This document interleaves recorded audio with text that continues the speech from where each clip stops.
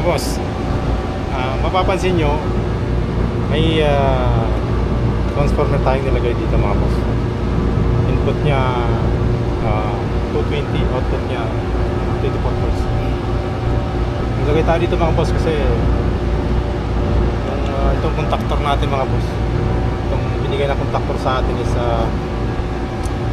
24 volts yung supply nya mga boss. 24 volts yung coil nya. So yung unit na to, yung supply niya sa coil, ito for 220 yan mga boss.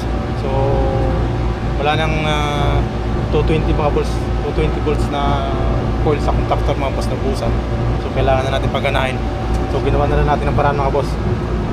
Dinala muna natin yung 220 sa transformer bago pupunta ng coil ng 24 volts ng contactor.